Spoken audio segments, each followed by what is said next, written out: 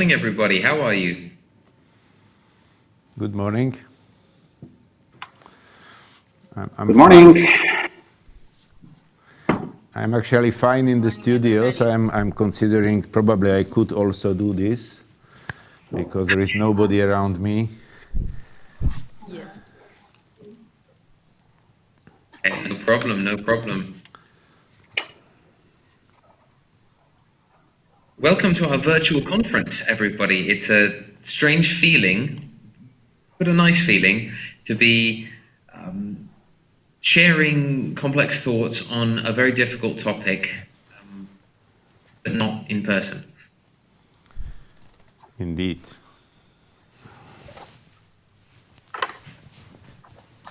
Okay. Do I understand correctly, Mr. Kloos, you will be, you have an opening remarks for us? Yeah, if possible. I'm so sorry I can't stay for the rest of the conference or rest of this virtual meeting with you. So if possible, I can give a couple of maybe things to think about for you, and then I will be very glad if you can share some conclusions with us. Appreciate that.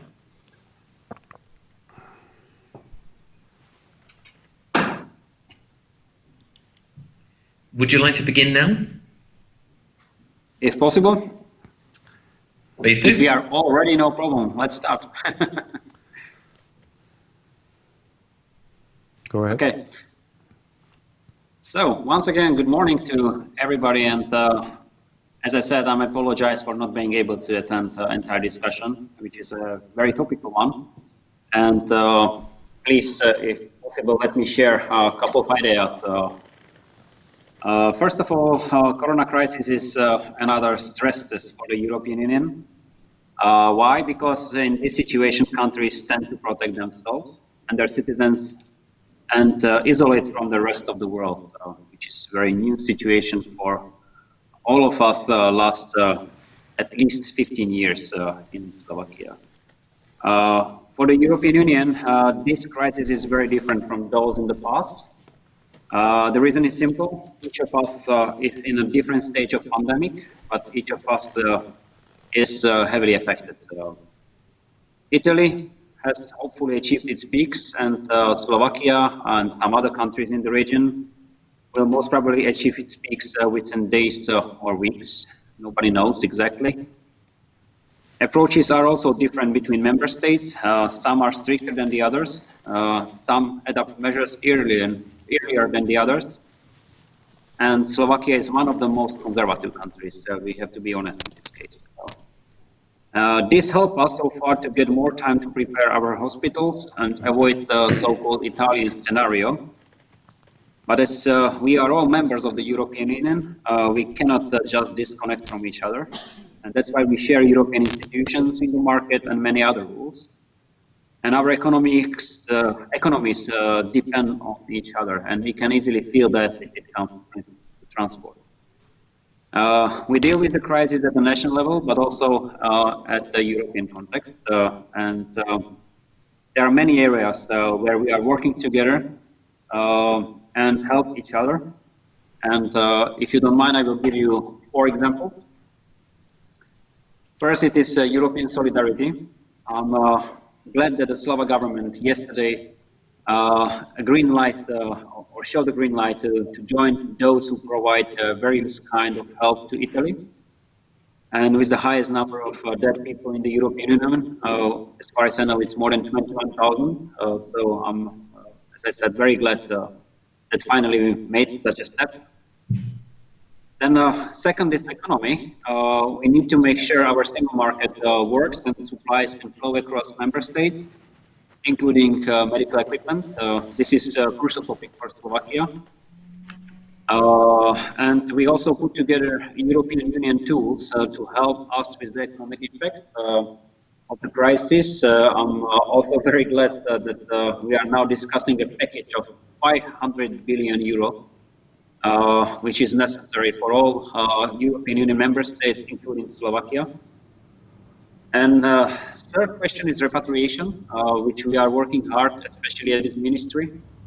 Member states help each other with this repatriation process from all around the world, and as far as we know, 600,000 requests and more than 400,000 citizens are now home through European Union repatriation flight, which is a fantastic number. I need to say that we are very grateful to Austria, Czech Republic, Germany, Hungary, Slovenia, and some other European Union partners which help our citizens get back home safely.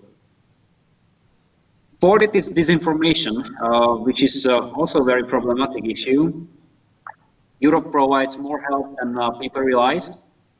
A recent poll of Slovak-based Focus agency showed that the Slovaks believe that the European Union does for us exactly as much as possible. We lost this battle of narratives, we are aware of that, but as long as it's never too late, and finally we are start to work together on a more proactive communication, I'm a little more optimistic and positive. And last but not least, let's speak about next steps. Now the discussion all around Europe is about the exit strategy. That means how to slowly and safely lift national measures to restart our economies. Does it look like a science fiction? Maybe, but we are all politicians and we must be ready to make miracles. If we don't do that, many people will suffer, and we are of course aware of that. And that's why it's our everyday task to look into the future and be prepared. I want the EU to come out of the crisis stronger and wiser. As I mentioned at the beginning, I cannot attend the discussion and would like to ask you guys to share our conclusions on this debate, and I will be very happy to take a look later on. And if you will have any questions, please feel free to contact me, and hopefully it will come time when we can meet also personally. Thank you. In Italy, from your experience, Ms. Albertini, how do you think the government is managing the situation, etc.? Well, I think that there are different Italies.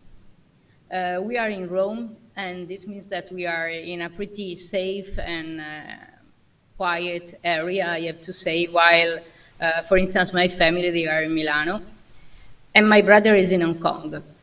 So they are really experiencing this situation. So I have to say that the government was pretty quick in doing certain type of activities like locking down everything, and this was of course successful.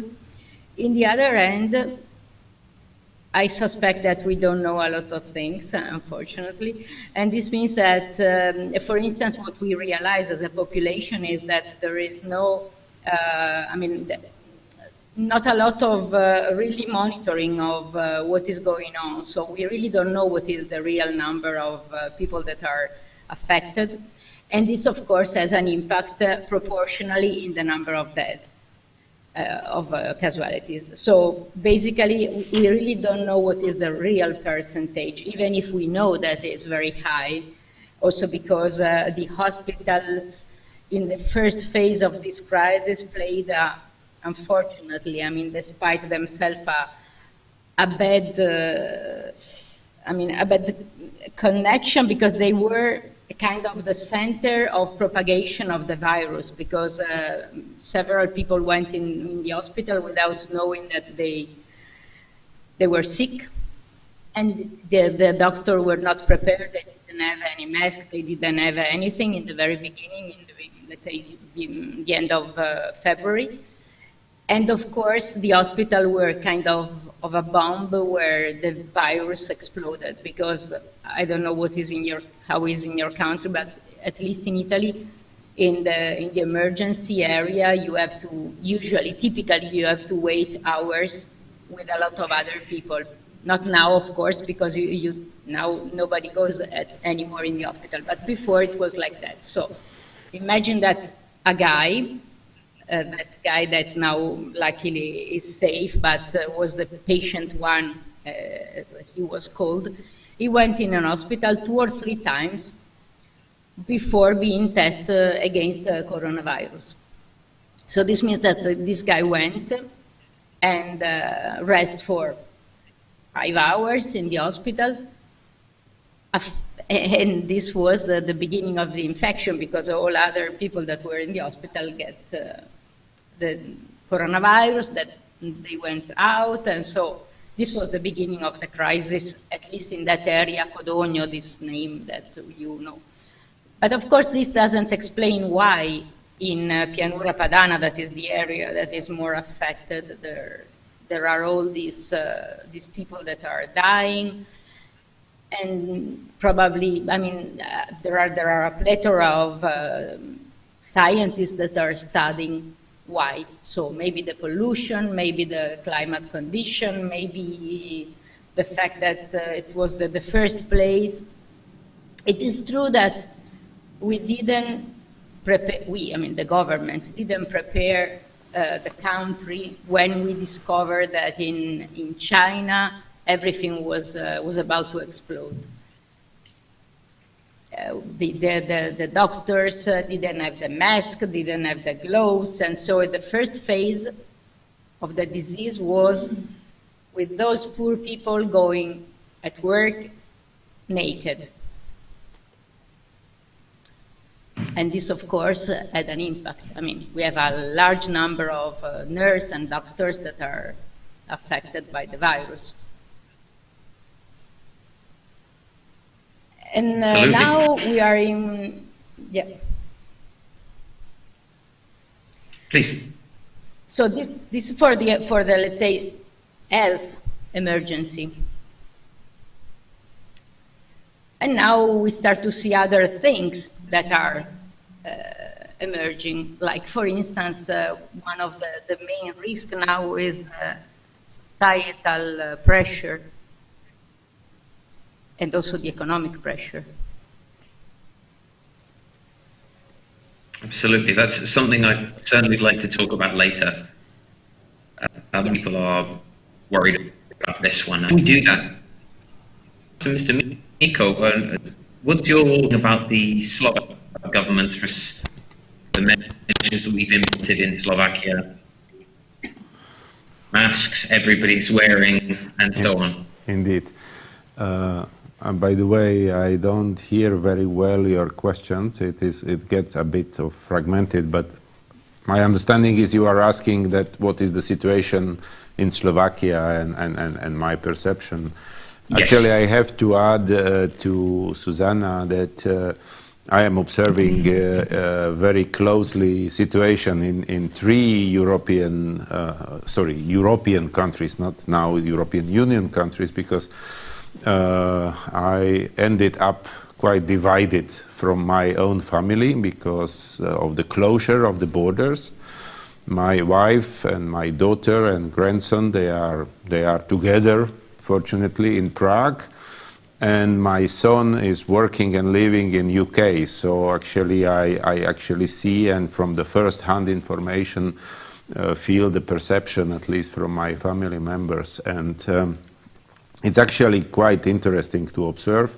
I think when we speak about Slovakia, Mr. Klus already mentioned what happened here was a relatively very early reaction of that time Slovak government, and that means that measures which were taken were very strong and very fast, and that actually in terms of situation with disease until now, I think paid off because the numbers are growing relatively slowly, mild. There is no exponential growth of the cases, and the number of fatalities is actually remarkably low. It's, by the way, pretty similar, not the same, but similar as the situation in the Czech Republic.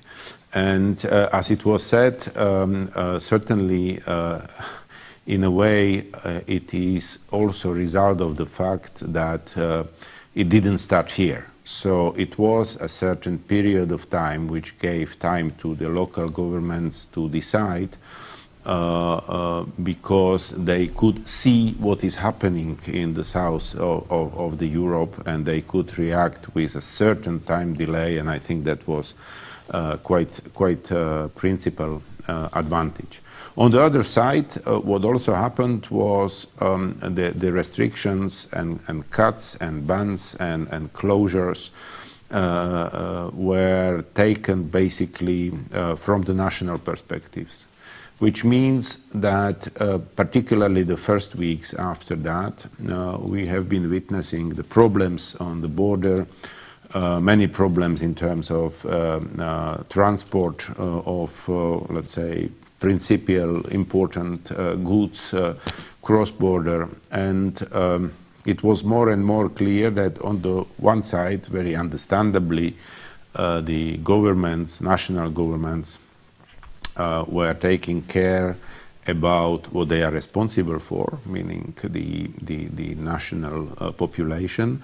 On the other side, it was very clear that the uncoordinated steps on the one side bring some positive effects, but on the other side also create some quite significant problems. For example, with import of what was necessary. I mean, speaking about the health saving material, but also other issues, food, etc.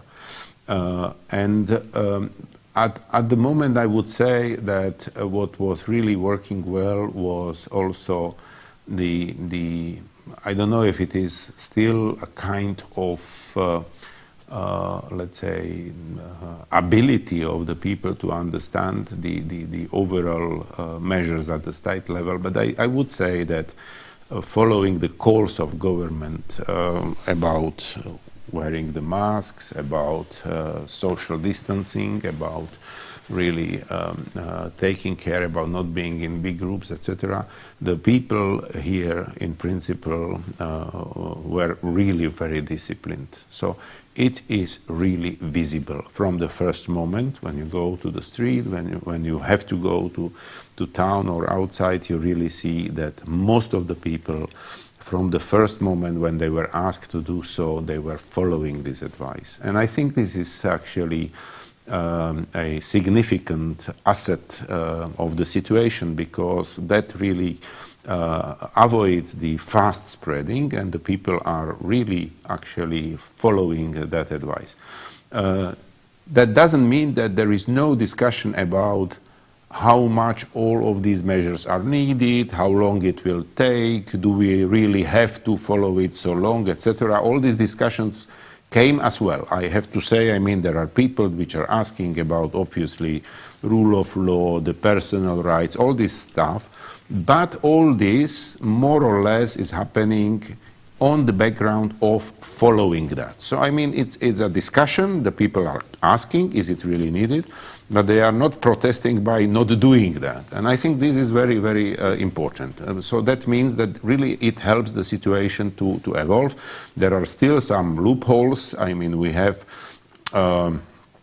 as you know, we have the very specific situation with the Roma communities, which are living in socially very bad standard, and on the top, many of them have been out of Slovakia working in UK and other countries. They are coming, or they were coming massively back. So actually that was a one big risk, which is still, in my view, to be covered. It's not yet completely done, and then obviously quite a lot of Slovak people working abroad, which are repatriated, but it is also under some very strict regime of the government. And in total, I would say that in terms of the health situation, even if even the Commission has been pretty critical about the capacity of the Slovak health system, about the, let's say, the preventative care in Slovakia, etc. Thanks to those very early and very strict measures taken by government, I think that situation is bearable, and the Slovak health system and its capacity up to today is actually doing very well. Which is also in my view, and that's what I want to add, I have to say that the beginning was really about thinking about what is situation here at home. But now the people more and more really start to think also about what is around. First of all, and we will speak about it, Slovakia economically cannot work alone. So the people really understand the need, or at least those who are involved, the link to the other countries, particularly in European Union. But also what was possible yesterday, mentioned by Mr. Klus, that the government decided to provide a very concrete solidarity help to Italy, which needs still, let's say, a massive support in terms of some let's say, masks providing or whatever, that we really see that there is a capacity also on the Slovak side to do so, and it's happening. So I'm very happy to see and hear that. Thank you very much for that. It leads to something I wanted to ask you both that was sort of mentioned by you, also Mr. Klus. We see some nationalism here that, you know, protect Slovakia, for Slovaks, Italy, England, etc. What's your feeling on the level of cooperation within the EU or within Europe compared to the level of, say, national protection? Mm-hmm. If I can ask, how is it in Italy?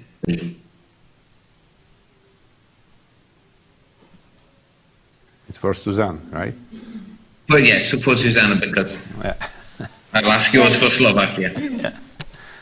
I have to say that I'm not an expert, I'm not a politician. Here I am as a citizen, so, and I mean, our work probably can become more important in the second stage when we will really be able to rethink Europe and rethink the economy and the society. So here, this is the moment in which me personally, my company, my work with the European Commission will come in place. Now I'm here again as a citizen, basically. This means that I can speak for what I see. And I suspect that what I see on the TV, on the media, on the social media, are just a part of the picture. And because, you know, there is a big risk in this moment, of course, that is the trends, the societal trends, how I call them. You see that every week there is a kind of behavioral fashion in the social media, for instance. And last week was aggressivity. Everybody was aggressive, looking on everybody, what your neighbor was doing. And this week everybody is doing enigmistic. Just to say that probably everybody is looking for someone that is a big father, let's say, someone that is saying everything will be done in the right way, you have to trust, something like that.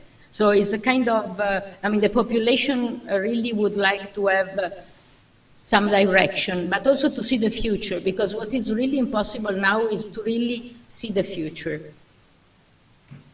Imagine the future, I mean. Mm-hmm. Absolutely.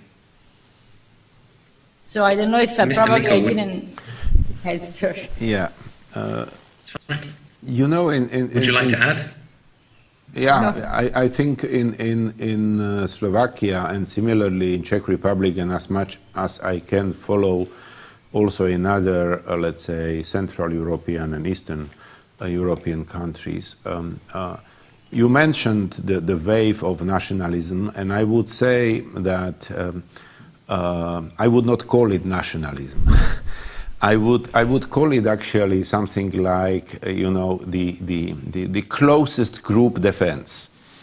it's a normal social behavior that you are really looking first on your closest people, closest society, and then you go further. And this is, I think, behaviorally to be expected in all human communities. And it's actually quite dangerous to kind of misidentify that as a nationalism.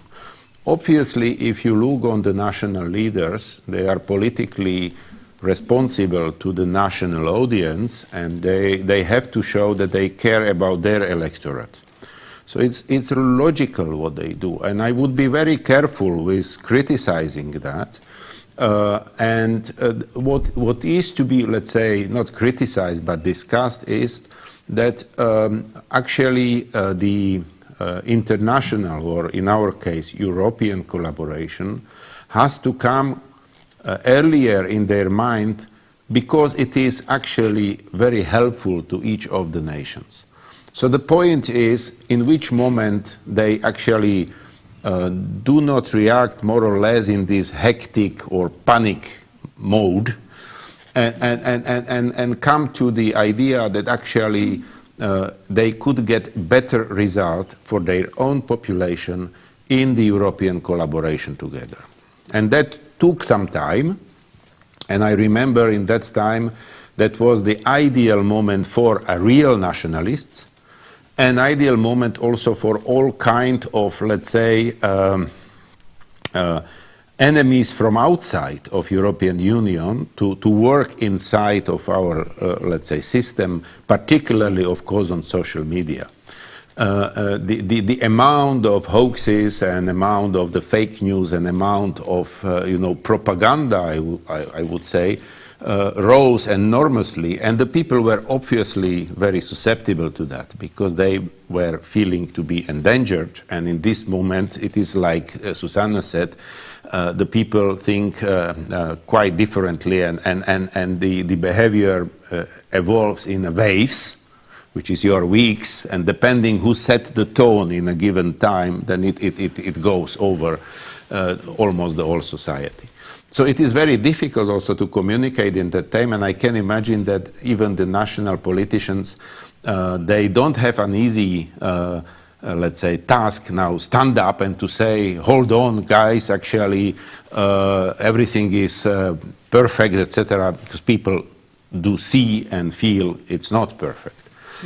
So I think it is, in a way, a logical thing. What is interesting in it for me is actually the other thing, how long it takes until the people start to understand that the solidarity, mutual cooperation, and actually cooperation with neighbors is actually helpful also for them individually.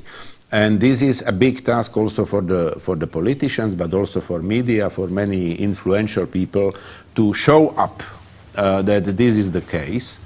And I think that also the evolution, which at least I follow here, is from the moment that I have been hearing as the representative of the European Commission here in Slovakia in the first weeks, where is the Europe? Europe is not helpful, Europe is dead, the only one who is helping really is actually China and Russia. Actually, that was incredible effect, because it was zero support or help from Russia to Slovakia, but nevertheless, still the people have been believing what appeared in the social media, that Russia is helping and Europe is not, while the situation was actually already at that time different. And I would say that the crucial element of that was actually the communication. That the social media did work with all kind of, the media war, I would say. On the other side, the coordinated communication within the Europe took some time until the story started to be, let's say, based on the same cornerstones, and we could really show step by step what is happening. I think today the situation moved a little bit. The people first have seen that, Europe probably was not able in the first day to provide masks to every citizen. That's true. I mean, we should simply not to deny.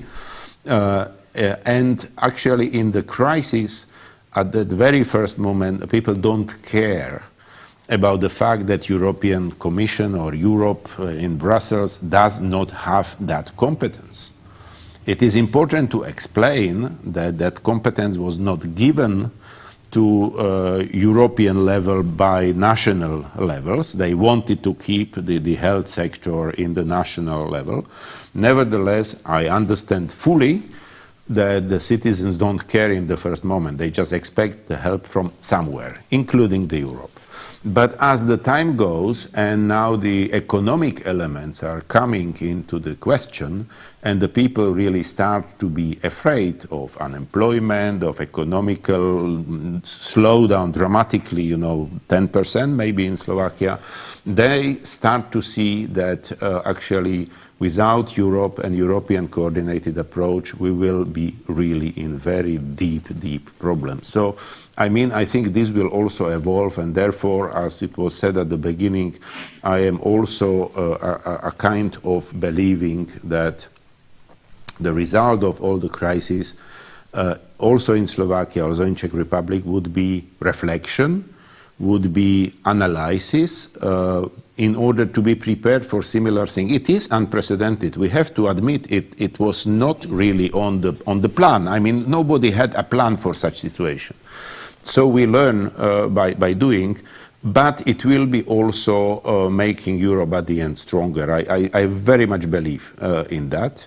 And particularly the economic recovery will show how important it is to be part of a big, economically strong, big community, because individually, even the strongest, let's say Germany, France, but Italy as well, very large economies, alone will not be able to recover comparatively to the doing it in the European context.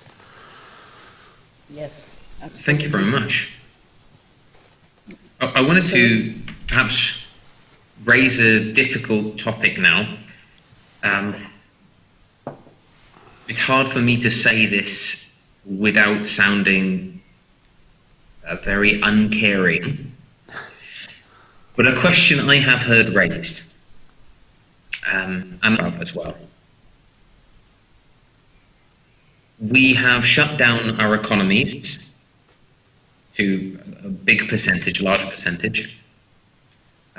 It's very sad, of course, many people have died, infected people, a lot of health challenges. The question has been asked, I've heard, is, was it worth it to shut down? In terms of the economic damage, health effects, the long-term of unemployment, etc. And in a sense, it's a hypothetical question because we already closed the economies. So the arguments about whether it was right are.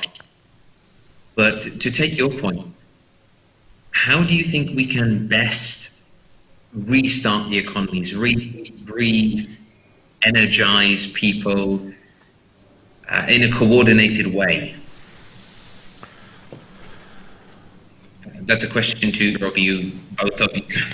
I will leave the lady to speak first again. Yes, well, I can. Of course, we are involved actually in 5 or 6 projects founded by the European Commission in different topics. 3 of them are in the green economy and the bioeconomy. And one is next generation internet. So from our perspective, and another one is in public procurement. So all of them are kind of areas in which really we can start to redesign the future. And we are kind of launching an idea that is green, a white page. So basically, actually, we have a white page. Of course, it's not a white page because there is a lot of things that we can learn, a lot of lessons learned of what worked and what didn't work. Even in this moment, for instance, the technology, how the technology works, the fact that we are receiving a lot of interest in our, we are running several webinars in the context of the bioeconomy. And we have a lot of people that are attending from US, from India, from China, to really learn what Europe is doing in this domain, in bioeconomy. Because especially Italy, but also Germany and France are top countries in these domains in bioeconomy. So we have something to teach. We have a good platform where to start. Of course, we need investments. We need to keep on doing what we were doing before this crisis. But we have a very good basis where to start. And of course, this also has to do with next generation internet that has some values like protection of data, like connection for everybody, putting the people in the center, I mean the user in the center. So all these kind of visionary ideas that were already foreseen and already set in place by the European Commission years ago before this crisis, now they really become essential for restarting a new society that could be better than the one before. So this is what we have to really keep in our mind. We can do better. Not only to try to go back to what was the economy before, but really start thinking that we can, this is an opportunity to do better and to redesign this white page. So we want to green this white page because this is needed. And I mean, we are just, I mean, the European Commission just launched the Green Deal that is a visionary and unique in the world position that we can really have, we should keep, and we should be really proud because we really, as European, can be kind of driving force for the world, for the entire world. So I'm a little bit political in this No problem. Yeah, I mean, I'm very happy, Susanna, that you are saying that. This is very much also reading my mind. I would start with your question, Peter. You said, was it worth? And did we really did what we had to? And to that is an easy answer. I mean, if you are in a house which starts to burn, you are extinguishing and pouring water on it, and you cannot ask yourself if the water will not make too much of damage at that moment. That's the situation. So you are trying first to stop the fire, and then you start to think about, was it the best option I had or not, and what I will do eventually differently next time, based on the experience. But first and foremost, you want to stop the fire. So I think this kind of discussion doesn't make much more sense than only as a very good lesson, which we could take together. So we need really analyze in detail every step and to look on how much it helped or not, etc. Now, to restart of economics, I think most of what I wanted to say was said already, but I will add one thing. First, if you take, I mean, in a very simplistic way, the program of the present new commission, there were several things. I mean, I will for a moment avoid, not because it's less important, but this is unchanged, the program which is about the global importance of Europe, the social elements, etc.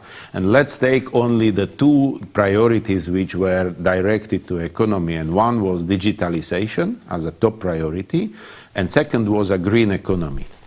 Now, if you look on digitalization, we couldn't get a better proof of the need of that than the present crisis. Without actually digital, we do not speak now together.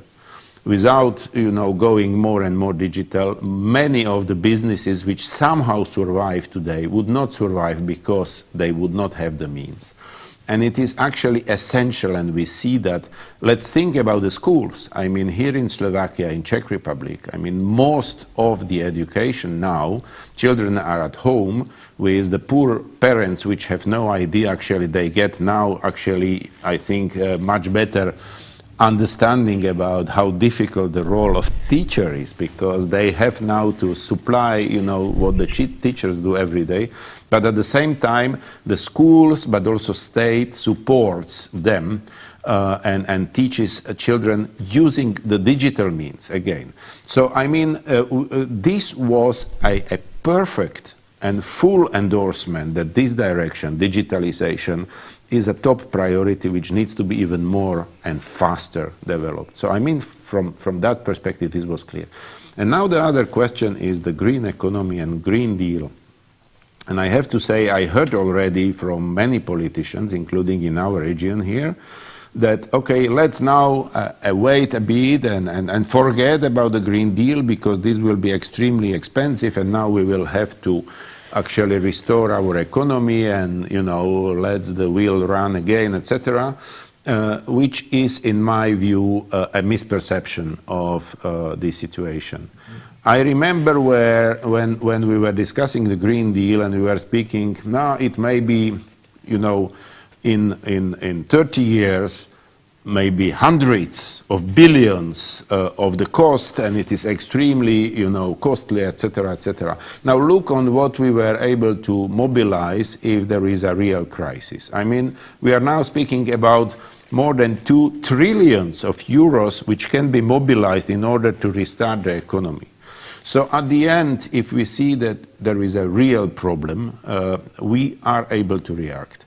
And what is important to realize is that the climate change, not the change itself, I mean, I always say that planet will certainly survive. The question is how and in which form will human society survive. So, but the impact of the climate change on our life may cause similar or even worse crisis, but in the long term, as the one we are living today with coronavirus. So we should not make the same mistake, the wait until we will have the hot phase of the very dramatic crisis, and we should do all what we can to avoid that in a preventative way, meaning avoiding what is possible still to avoid.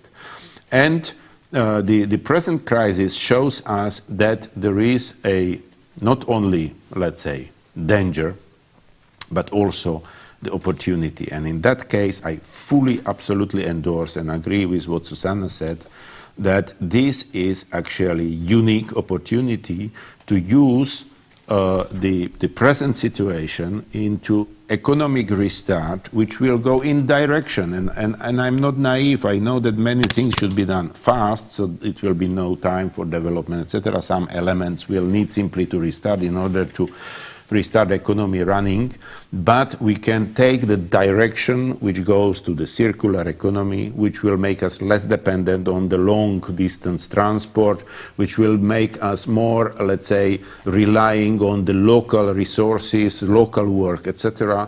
So things which go towards the more greener, more circular, more modern economy, which will still help to restart the economies in Europe. And I agree that we have the unique opportunity to be actually the leading example in the world, which was in a way, let's say, in a very dramatic and very unpleasant way, but still a kind of shown also by this crisis. Thank you very much indeed,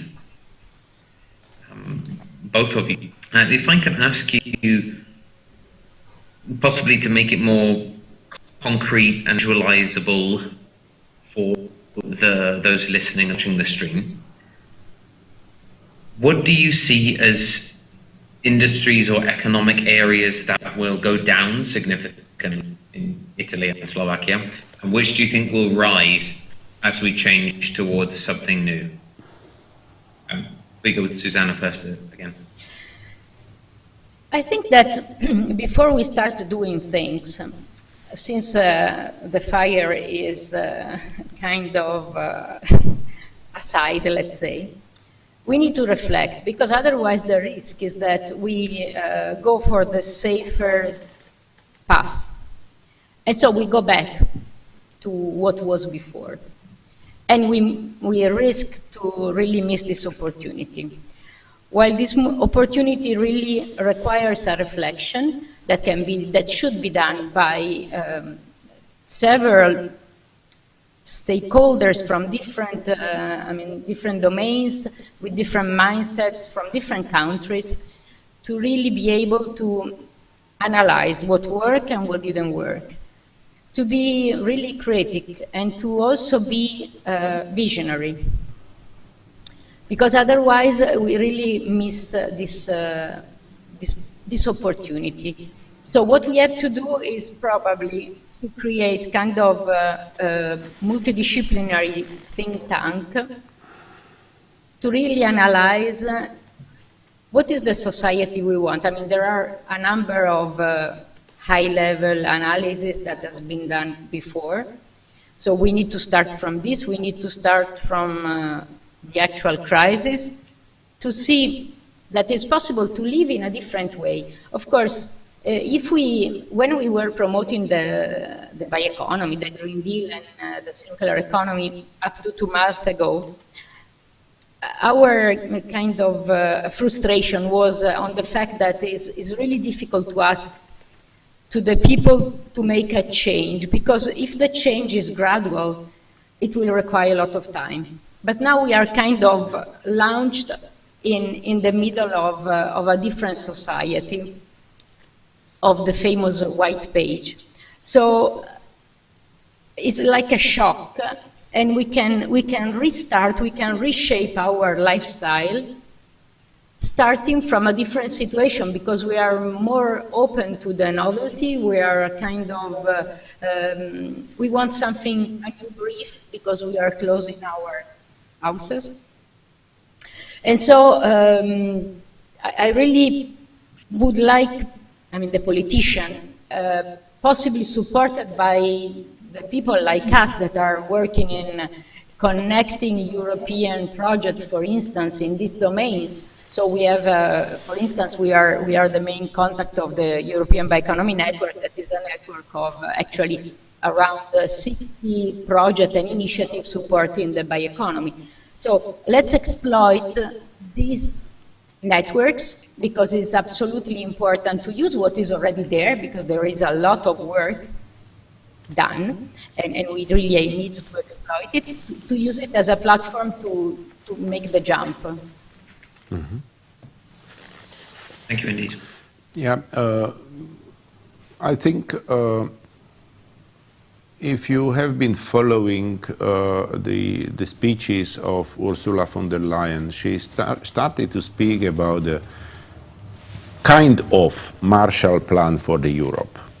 And why I am mentioning that, it's because the chance to set up in a new way the overall economic system comes almost every time after the big disaster. The Marshall Plan came after the Second World War, and many things which before the war was unthinkable because simply the society would not accept it, suddenly was possible, because actually it was now visible for the minds of people that, oh, indeed, we can do it.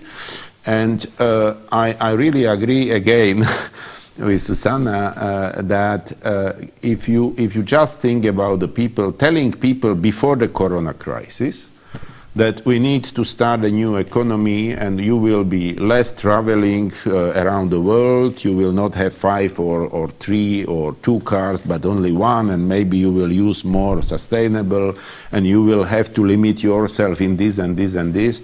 It was something what was very difficult for people to imagine. Now we are in the situation that all this is actually, for the time being, completely gone.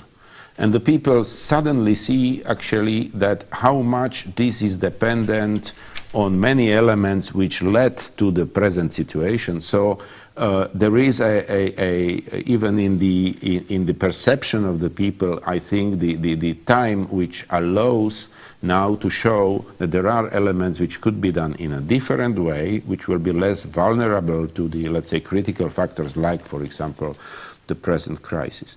So I think, the big crises usually are very impactful in bad terms, but it is always also a great opportunity to restart in a different mood and to build, let's say, new approaches. And therefore, I believe that indeed there is a good chance, which I think the opportunity should not be missed. I would agree, obviously, with think tanks, etc. But I think there are a lot of elements is already now here. It should be very well capitalized. I mean, I remember in 2008, 2009, I was not in Slovakia. I was still in Brussels in the one of the director generals that time in environment, and I remember that already that time with the big crisis. Which was not that big compared to today. The Germany already that time was a kind of thinking. I remember the titles from the newspaper that Angela Merkel is thinking about rebuilding the German economy in a more green way. And at the end, they took the classical way because they said there is too expensive, who knows, and at the end the chance has been missed. So we have been just restarting the normal way, but now we see that actually this didn't prevent repetition of the problems. So I really think that now we have the Green Deal as something what was Europa-wide accepted by the governments, and we have the situation which are kind of cleared the field for many elements of that. And again, I don't really think it will be either easy or cheap or whatever. It will be very expensive, very, many elements which need to be still rethink and etc. But it is the opportunity which should not be missed. I'm actually very happy. I am not 100% sure, but I know that there is an initiative in the European Parliament where there is a Slovak MEP, and I think it's together with Italian by chance, which came with a call to the governments asking them actually to subscribe that now there is a time not for forgetting but for pushing forward the Green Deal as the way how to restart our economies. And it's already 9 or 10 countries which already subscribed at the level of the prime ministers, including Italy, by the way, France, etc., which said, yes, this is the way. So I think I'm very happy that this is already resonating among the people, and there is a good chance that we could really develop that after the reflection, after the analysis, and the steps should be very well planned, obviously. And we need also to find the finance for that, but there is a good chance that we can change it, and actually this could make Europe stronger, not only by experience, but also by a new model, which can be then a model for others. Indeed, I see that there is a lot of interest. I'm really surprised. At 11, we will have this last webinar for the LIFT project that analyzed what has been done by the coordination and support action in this domain. And we have a lot of interest from other countries, from Orient, from US, that they never consider us up to now. So this means that a lot of eyes are looking in the direction of Europe.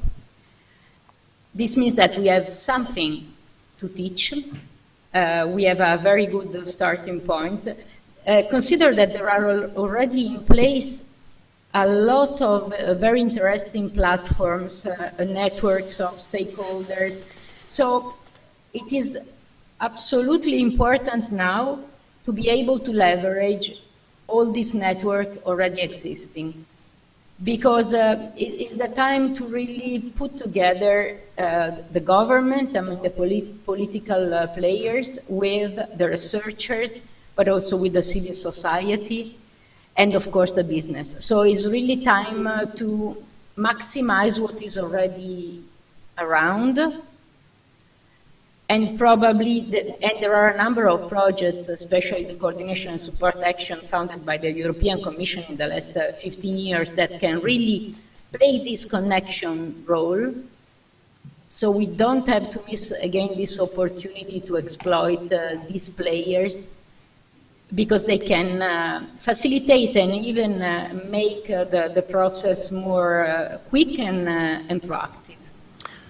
If I still can add, because you were also asking about, the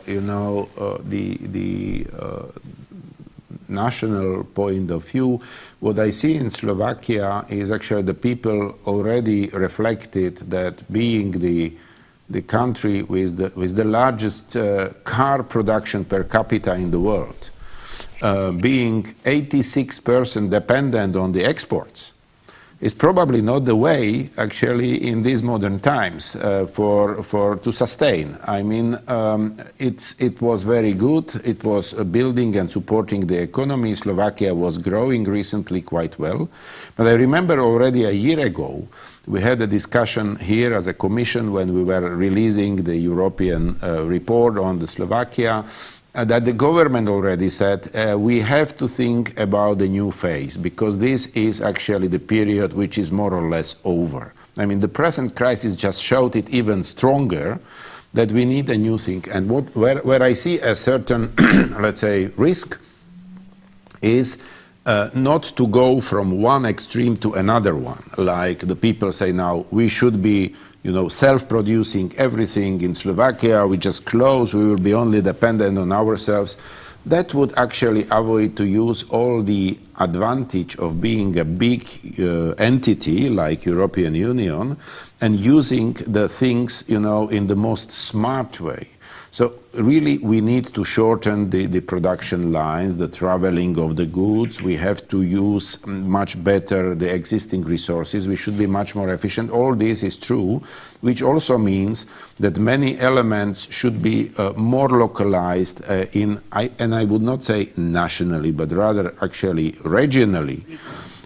But it should not lead to a kind of detachment of the individual elements within the Union, but it is much more about being much more smart about what is done where and in which way, what is actually an element which is useless to be just transported from one end of the world to another, which could be really effectively and, let's say, sustainably done locally or regionally, and which are actually things which will be, again, in terms of impact on the climate, in terms of impact on our environment, in terms of actually economy, better to be shared and done, let's say, at a larger entity level.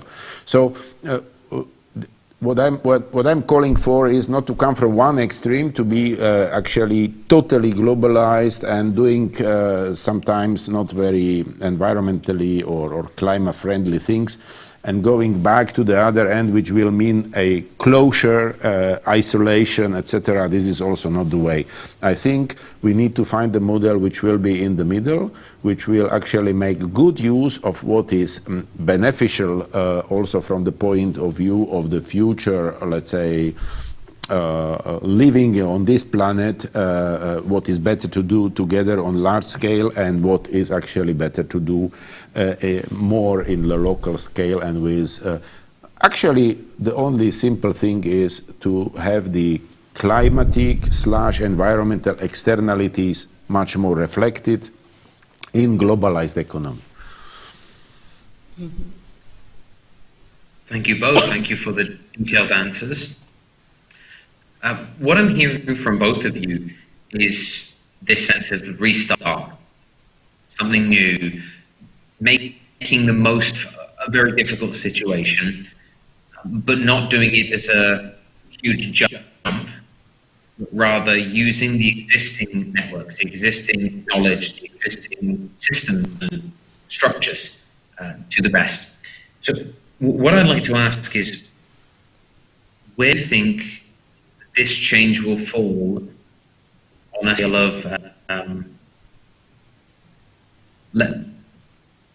state-driven or government-led, something urgency measures to Slovakia Slovakia as an state has enforced certain rules, whereas on the other side you have freedom of citizens to decide, people-driven. You know, are we going to nationally limit? Mr. Miko, you can one holiday every year, one plane flight, or educate and guide people. Mm-hmm. What are your thoughts?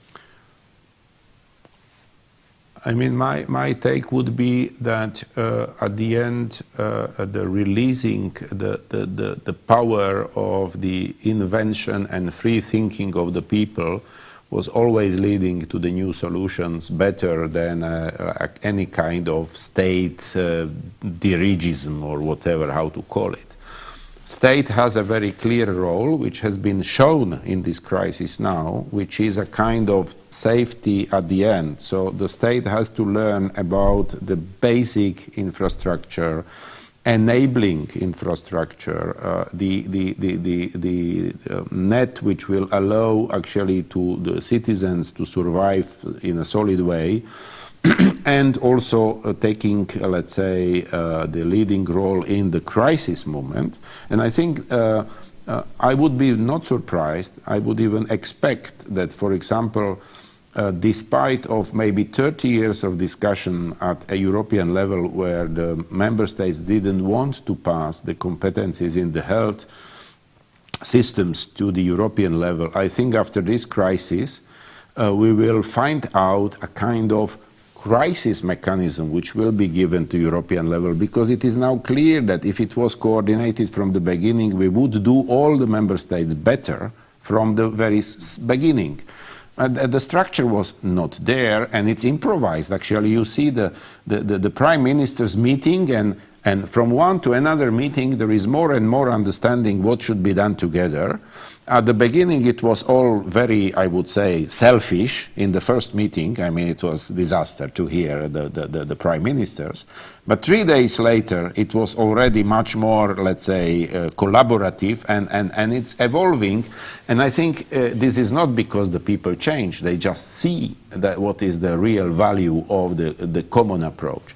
So I think there are very clear critical roles of the state, but I don't believe that state itself alone should be the driver of the, let's say, boost of the new ideas. And I mean, it should set frame together, state and obviously the European level, but then it should be a space, freedom for the people, for the minds of the smart people, for the private businesses, actually to come with solutions which will fill that frame or that net which will be generally set up by the system. Otherwise, I think the progress will be much slower and more chaotic, because, I mean, it will be, I mean, I come from the country, you know, which was at the time called Czechoslovakia. Now it's 2 states, Czech and Slovak Republic, and most of my life still, I lived in the communist regime, which was trying to plan every day of our being. And we have seen where it goes. There is simply not flexible enough, any system, whatever good you may think, to develop, you know, what you really need if you don't allow the free minds to come with many solutions from which the best one is actually winning. Thank you. This is why I was mentioning the think tank, multidisciplinary group of people that can bring their perspectives, and because you know that it is, evidence-based, the fact that the shared solutions are the ones that are then accepted and implemented. The ones that are or too much top-down or even too much bottom-up are not the one that will drive the change or will be implemented. So in that sense, it is important to have a multidisciplinary group of people that will bring, including the citizens. Regarding the fact of imposing, you will have one travel, you will have to work here and there, I don't know, but for sure we need to reflect. For instance, we were used to organize the conferences in Brussels. Having 20, 30, 50 people, maybe with a big effort, with a big cost. Now we are organizing webinars. In the LIFT webinars, we have from 250 to 400 participants in a webinar that is nearly impossible to reach in a live event. And then the live event, of course, you will have just the people from Brussels that are the typical, the usual suspect, let's say. So we basically speak on each other and we're always the same people. Here we have people from India, never heard, never had, from China, from Lithuania, from many places that were absolutely unreachable. So this is a lesson learned. If you want to really increase the diversity, you can do it online because it's easier for everybody to join. And so you will have a variety of different perspectives. So this can be a lesson learned. So let's try to not have all the events online, because this is not doable, of course. But let's start thinking that this can be done. So let's try to have a mix. Then, for instance, again, we need to change the software, the systems that we are using. And here we need to involve the startups, the backpackers, that are those guys that are doing robotics or software in a beach, doing surfing in the afternoon. Those people should be, again, in the loop. But also to speak with the normal people that usually in Rome, if you live in a place in one part of Rome and you have to go to the other part of Rome, sometimes it takes you 3 hours a day that you waste because you cannot read, you cannot study, you cannot speak, you cannot do anything. I mean, maybe you can speak, but this can be considered a way of living? I don't think so. So, of course, it's not possible to work at home with the kids that are jumping on your head. So we need to really reflect and maybe to create some hubs, working hubs in the different areas of the towns, rather than having a big place, a big, I don't know, office in the north of Rome. We can have 10 offices in different places where everybody can go with a bicycle. We need to really be creative, but starting from what worked and what didn't work. Mm-hmm. I still have a comment to the, I didn't comment it before, the one flight per year or whatever. You just inspired me. I mean, by the way, it's excellent idea, this kind of the working hubs close by to your place where you live. I mean, today there is many businesses which really require just a good connection and computer and person sitting close to computer and not the physical presence in particular place. I cannot agree more with all the seminar, committee and other bodies, tourism, I mean, which is massive in the world and which can be done electronically, mostly, I mean, not all, because there are some things where the immediate reactions, etc., also being in the space together may make much more sense, but in many cases that could be really done. But now, I mean, I come back to how to bring people to behave, let's say, in a more responsible way. Now, I mean, one will be maybe also a kind of lesson learned. I mean, we know and see now how much the crisis costs the society. We see that this is a lot of money, and this money will be needed to be regenerated by society. So what does it mean? I mean, we should be very direct and clear. It does mean that we all, every one of us, will have to support, to give some, value to the society in order to repay that. So some value which we will have to develop, we will have to pay for that. Now, you can do it in many different ways. You can increase taxes, you can set up a new moods, you can, influence your working, your employment, etc., all this. But one quite simple way is that you will take this as the preventative externality to the economics, and you will basically pay, when you buy any of these services, you will also pay part of this debt or part of this future potential debt. So you will pay this externality, which would mean, it is very unpopular what I will say now, but it would mean that the things which are most detrimental will be also most expensive. In other words, you will not need really, to regulate in administrative way. You will regulate by the fact that you will pay the cost of your impact on the system.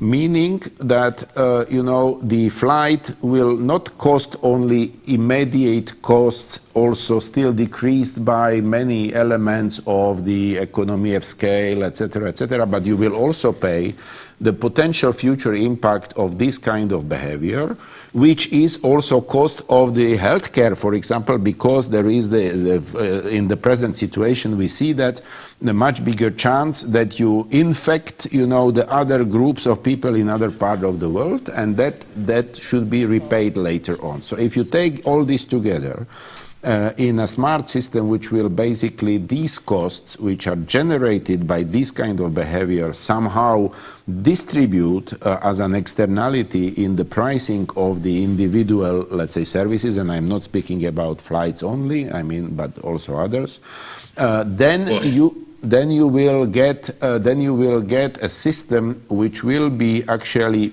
thinking in advance into potential impacts and refinance them by this way, which will also mean that you will really take much more care about what you select and what you really want to take as the individual citizen. Obviously, that should be somehow smartly let's say, regulated in terms of we have to look on the fact that not everyone is the same wealthy. So there are people which will not have enough money. They should not be a kind of eliminated from the system. You should have the right to go for your holidays or leave. But still, there is a difference if you really fly once a year to some nice holiday somewhere, or if you take the flight, let's say, 35 times a year. So I think there is a solution in between, and I think the paying the externalities can very much help to regulate that in a natural way, not by administrative way, by someone's decision. Who is the one who should decide if I should or should not use my flight? I think the freedom should be still kept, but we should be responsible in terms of knowing that by that we generate a risk which may generate a cost, and that cost should be shared. Thank you. I have to say that Susanna. I think that there are enormous areas in which we can really have an impact without asking the people to really reduce their actual lifestyle. There are things like going to the office, one person per car. Doesn't have any sense. And if I go in four, maybe it's okay, not in this moment. Let's imagine in the future in which it's possible to stay four in one car. But this doesn't require me a kind of sacrifice. Maybe is even better. So we really need to think new creative ways to really not ask to the people to make big sacrifice, but in the other end, to do something that is even better. The point is that, the point is that obviously the consumption, meaning if you go each member of family alone in car, it means you have more cars, it means you have to produce more cars, which is driving the economy. So this is all interconnected. we have first to have the different model of economy which will allow us to develop the values without actually pushing for more cars or more flights or something like that. So it is obviously very, very complex and difficult issue, but I think it's doable. Okay. Thank you both. Now, Susanna, I'm aware of the time. Do you need to leave us shortly? Excuse me? Do you need to leave? Yes, I need to leave in 5 minutes, more or less. Would you like to make any last comments or last points before we wrap up your part? Well, I think that the last discussion is a discussion that, of course, opens a Pandora vase because we really, it has to do from concept like moving the economy from a linear economy to a circular economy, not possess but rather use things. I mean, there are a number of concepts that that should be discussed for hours. But is a good moment to push this criteria, to push these logics. And this cannot come only bottom up, but should be also supported by visionary politics, visionary ideas. So we really need but we cannot do it without the support of the government and the support of the media, because we just touch a little bit this concept. Sometimes the media are creating confusion, are giving, especially the social media, contradictory messages to the people, while it is important to convey some messages that are important to help the resilience of the society, that in this moment is something that really scares me. I mean, we are in the, let's say, hopefully in the end of the first phase, the sanitary emergency. Now there is the second phase, and that is and then there is the third phase, that is the economic rebuild. Mm-hmm. We discussed the first and the third. We didn't discuss the one that is in the middle, that probably is the most urgent to be tackled. I know that there is the third appointment that will be exactly on this, but we cannot completely forget it in this discussion. We have to mention that now it is absolutely paramount to sustain the society, sustain the people, because there are really big risks. And if there is, the society is not enough resilient in this moment, we cannot think about an economic growth, an economic reshape. Mm-hmm. Okay, so. Thank you very much for that, and thank you so much for your participation, your ideas and perspectives. Okay, we wish you a lovely morning. Yeah. Thank you for inviting me, and I go to this other webinar. Yeah. Thank you. And thank you. Have a great time. Do well in Italy. Thanks. Yes. Bye-bye. Goodbye. Goodbye. So, Mr. Miko, should we continue on the point Susanna made about sustaining? I mean, now we're mostly talking about Slovak Republic and how it's helping the transition. What are your thoughts on that? I didn't hear well your question. Just to say, I am also, let's say, for last 10 minutes available. Could you repeat, please, your question? I didn't hear well. Well, then I will offer two things. My question was, what are your thoughts on how the Slovak state is sustaining people mm-hmm. in this sort of transition towards recovery? Mm-hmm. If we have less time, would you like to comment on something else? Okay. First of all, I mean, this is one element which I would add to what still Susanna said, that we need support of the state and we need support of media. I think what is a crucial thing, we need support of citizens. We need citizens to understand what is happening, what is going to happen, why, and actually it should be something that doesn't go against the perception of the population. I don't think you can put any, let's say, solution more or less visionary, futuristic, or more conservative. You cannot get it through against the will of the majority of population. I mean, this is not a power game. This is something what should be perceived as the way forward, and that means the as good as possible communication, very clear explanation, very open, very transparent way of, let's say, the process of decision making, meaning the weighting, the possible options, kind of presenting the trajectories and explaining very clearly why what was selected.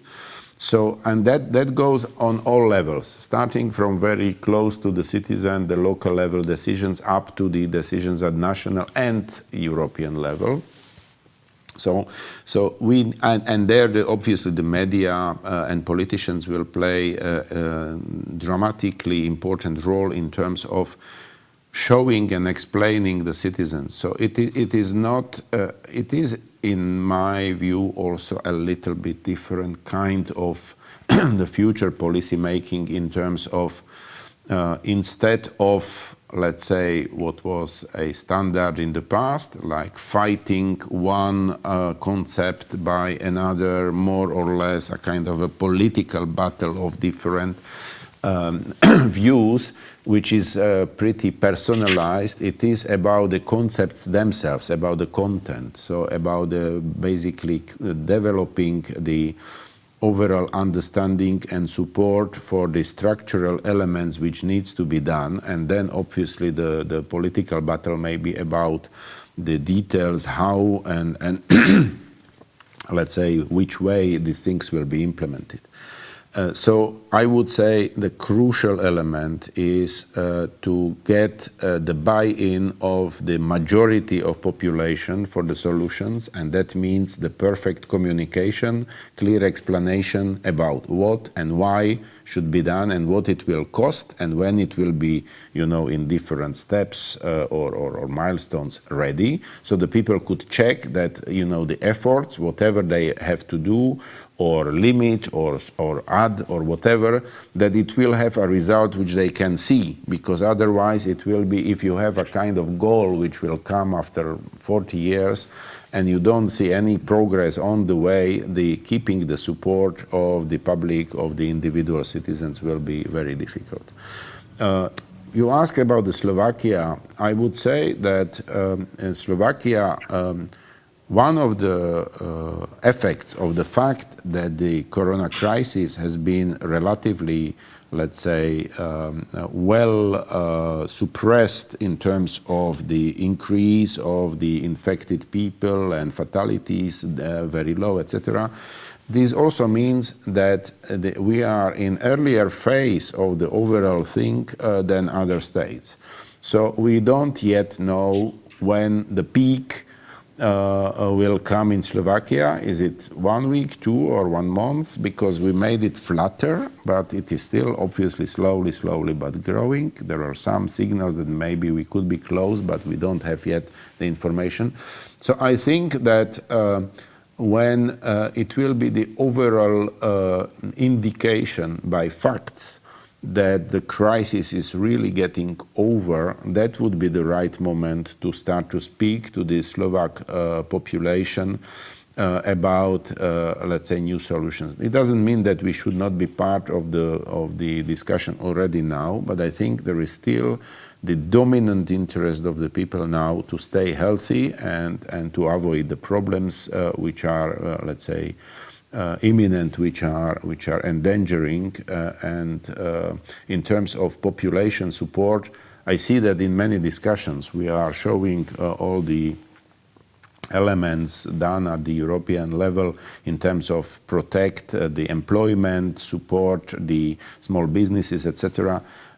Many people actually would say, okay, this is now very nice what you are saying, but for me it's now much more important that I cannot get my mask or respirator, or I am afraid that it will be not a ventilation in the hospital. So I think the interest of individual citizens will move across the crisis also to these important elements, but there is still the phase, we are in the earlier phase in Slovakia. Very much for your insight. So we hope to see that supported by data, and then we can begin this transition, communication, buy-in to the population for the country. Yes.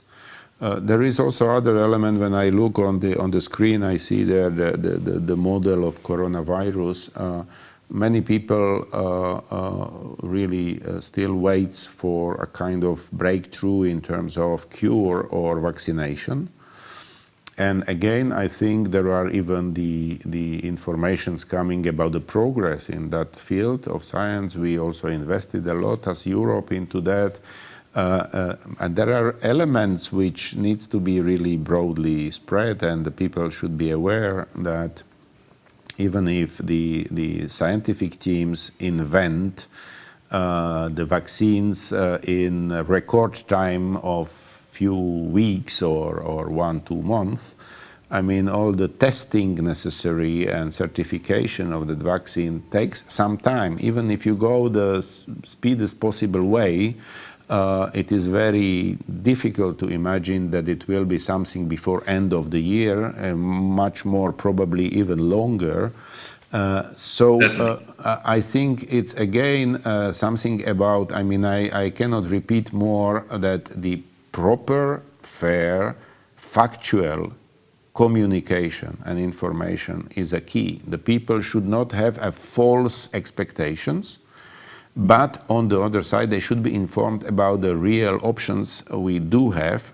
And I do believe that with having the proper facts available, they could support good solutions also for the whole society. But if you have all kind of false news, you have sometimes the really the fakes and hoaxes available, the people actually make their positions and their decisions on the base of the information they have, and if they cannot distinguish between the proper and improper information, the realistic or really a kind of fairy tale thinking, then it's very difficult to expect that they will have a solid position to support whatever solutions will be proposed. So I think that actually much more, I mean, it was always important, but in the present situation, the factual and comprehensive and understandable, simple communication is much more key for any success of any solution for the future. I mean, we simply cannot come with a solution which will be, of the kind, I mean, the experts have sit down, they analyze the situation, this is best for you and you have to accept. I think this will not work. Agreed. So we're looking for long-term optimism, but realistic optimism. Yes. Supported by clear communication of the facts, the research. Yes, clear and fair and honest, I would add. I mean, because there is a kind of element of political behavior. I mean, politicians like to say the promising and good things, and particularly if it could be in connection with themselves, that they are able to bring this good news for their electorate.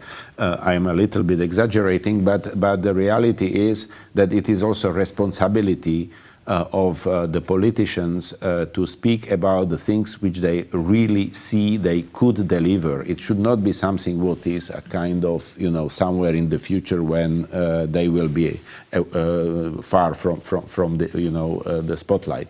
So yes, I think that's why I'm repeating, the communication is key, but it should be fair, it should be complete, and it should be realistic. Thank you so much. Are there any...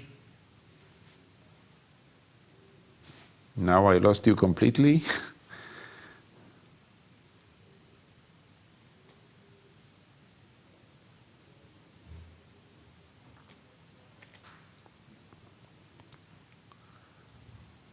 Seems we lost connection.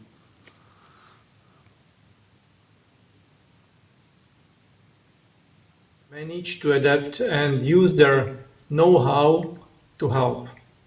I'm talking, for example, about 3D printing of protective equipment and components of medical devices, or providing virtual space for evaluating medical data. We support all these activities. We have temporarily cancelled multiple regulations and administrative procedures so that small companies and startups can sell their products and services across the single market more easily. The crisis will change a number of things in our everyday lives. One of them will be the way how we work. There will be more home offices and more home activities. I know that digitalization will be accelerated, and thus it will demand new technologies and new devices. I see a great opportunity in this area, and I encourage everyone to take advantage of this.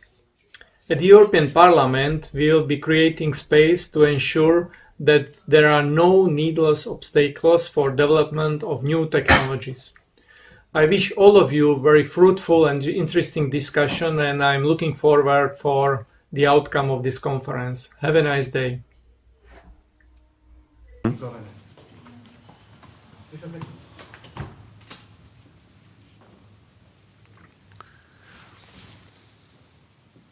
Yeah.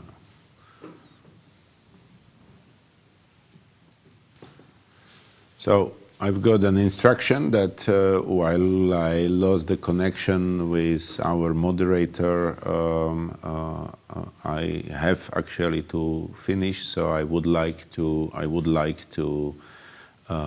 thank you for invitation, and I hope this discussion was interesting in some aspects and also shown that the solution of the big problems has several different levels, and certainly the European level could contribute significantly to the better future of everyone who is living in the Europe. So thank you once more, and thank you for the invitation. Goodbye.